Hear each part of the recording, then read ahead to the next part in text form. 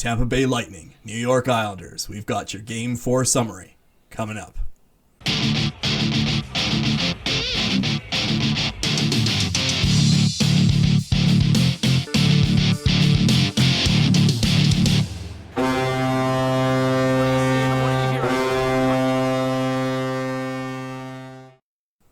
All right, Paul. So that was quite a game tonight. I need to say that coming towards the last maybe, I don't know, 5 minutes of that game, I really felt like some of this playoff hockey starting to click now. That was an exciting end of the game. I'm sure you'll agree there. Oh, for sure. And I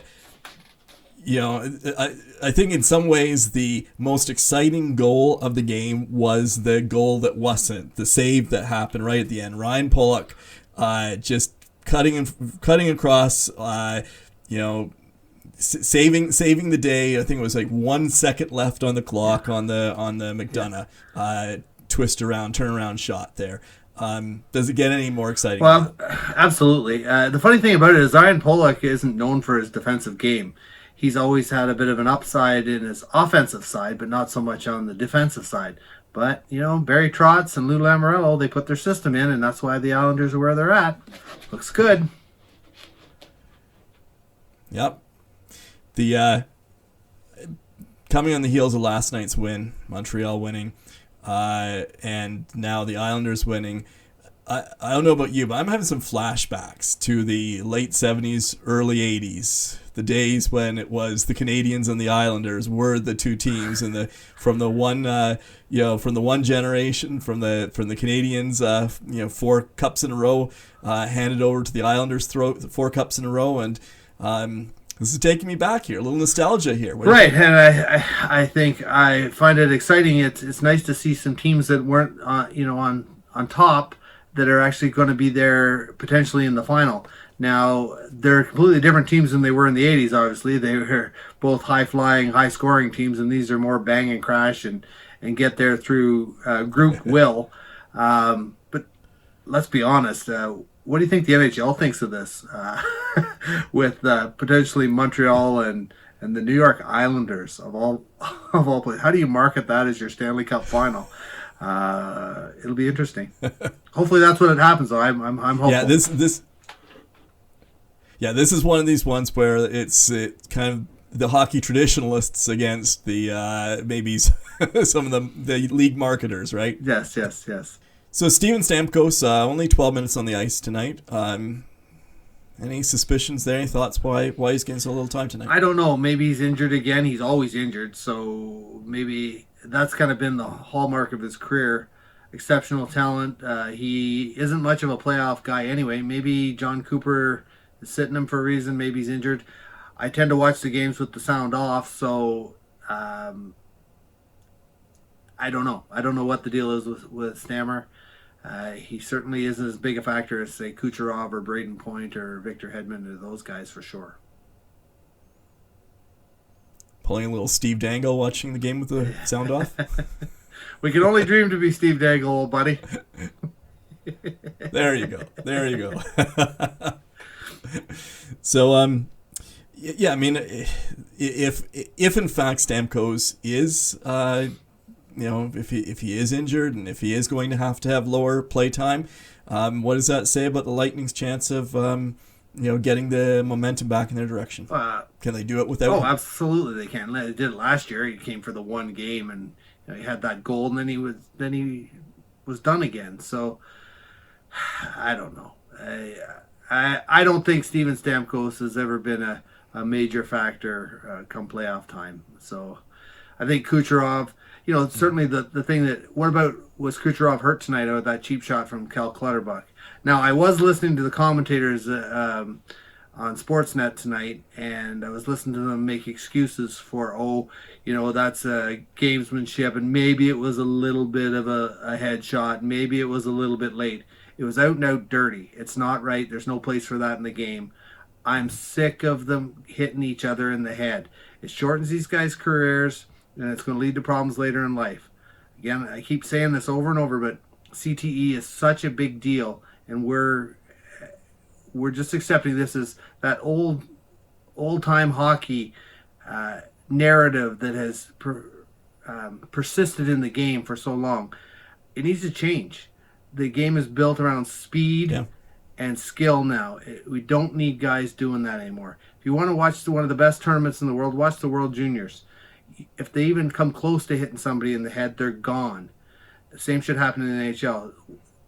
And I always say, my catchphrase is, they got to figure it out, and they do. They need to sit down and figure out why are they allowing this stuff to happen, and what is the net effect on their game.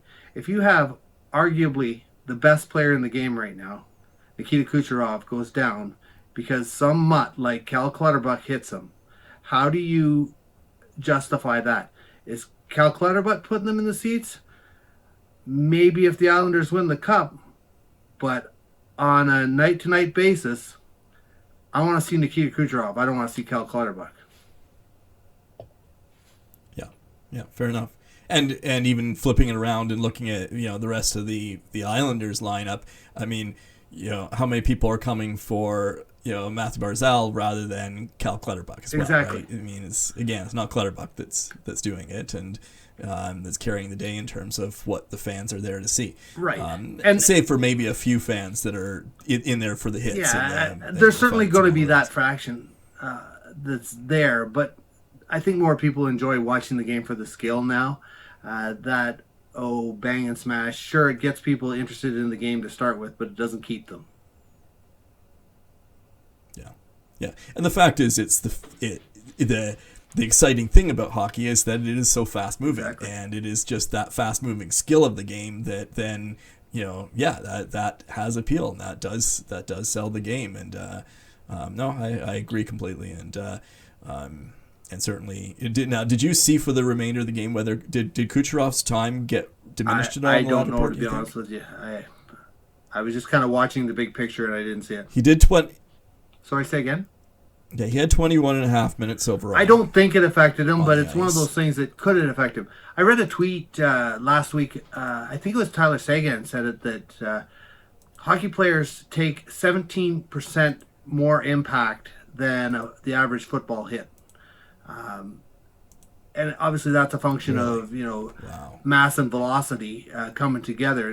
The game is played at such a high rate of speed, and those guys, they're all around 200 pounds with equipment on and then smashing into each other. I like to see a good check. I don't like to see guys get hit in the head. That's my position. Yeah.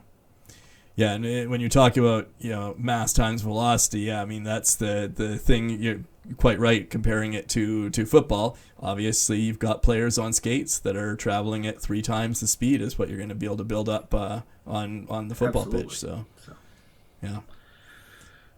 All right, so they did announce, and I don't know if when we were talking about yesterday, I think that we'd heard that Ducharme was positive.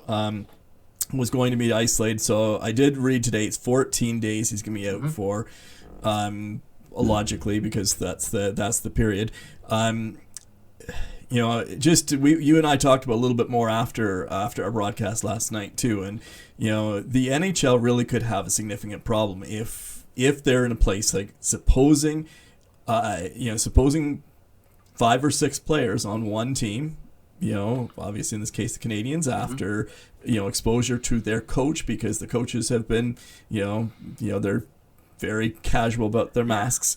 Now I guess the one question is, do you know what and I haven't heard this stat, do you know what proportion of the players themselves actually have been vaccinated? No, I don't know that. I just read something that most players, and they worded it in a way that the players that wanted to be vaccinated were vaccinated. So that must mean that there's some of these loons that are anti-vaxxers. So maybe there are some susceptible individuals.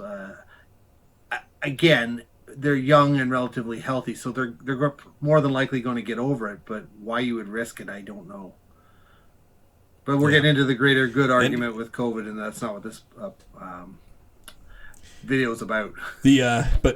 But the hockey side of it is interesting in terms of what would happen, and I'm curious what just how this would unfold. Obviously, if for the duration of the playoffs, the respective Canadian American governments have made exceptions to say that there can be travel back and forth to Canada as long as there is still a Canadian team in it. If the Canadians hypothetically make it to the final, which I know that you've said that they will do in 6 games. Yeah, 6 games. When? At that point, how many players would it take to be positive before the government might walk back their exception? And basically, is there a chance that the Stanley Cup Finals could actually be paused or stopped simply by the government stepping in and saying the teams can't go back and forth? Do you think that's a chance at all? I don't know. Against the government? If it was, no, I don't think it could happen, because if the Canadians make it, the effect here in Canada of having a Canadian team in Montreal, that if they said that Montreal couldn't play for the Stanley Cup after making it there because 1 or 2 players had COVID, the Richard riots would look like a mild street fight. In comparison, they'd burn Montreal down. There's no way. And with the American attitude towards COVID as it is in general, I can't see them stopping it anyway. And obviously, Gary Bettman's a finance first guy, so this is going on regardless, in my opinion. That's the way I see it. Now, I've been wrong before, but we'll see. Yeah. Right. So come back to this series. It's all tied up now with the Islanders win tonight, 3-2. Like I say, down to the final seconds, but they pulled it out. They held on, and whether convincing or not, they took the victory, and we're now 2-2, and it's a 3-game series. We did say in our preview on this series that we'll link that in the description below. We said the Islanders, being viewed as long shots or significant underdogs at least, that was probably the wrong way to read it. We said that the Islanders probably had a better chance in this series than what a lot of people and the Vegas line was giving them. That's the Las Vegas line, not the Vegas Golden Knights. The line on this series said that Tampa has significant advantage. We thought the Islanders had a shot, and it looks like they do indeed have a shot. What do you call the series then, 3 Adrian? games left. What do you think? I'm going to say I'm going to go out on a limb and say I think the Islanders are going to take this one. I think it's going to be Islanders in 7. Montreal in 6, so Montreal gets a little more rest. Perfect. That's right. What do you think on this series? I think you're probably right. But seeing as I like Montreal in 6, let's say Islanders in 6 too. Sounds good. Okay. Well, we'll have to see how it unfolds. Series back to Tampa for game number 5 in a couple of days. All right. Well, thank you, Paul. Thank you, everybody, for watching. If you got value out of this video, give us a thumbs up down below, and subscribe to our channel if you'd like to see more great hockey content as well. There's a link in the description to our website, and we would appreciate if you come over and check out the content and the articles there if you would like to do so. All right. Thank you for watching, and thank you, Paul. Take care, guys.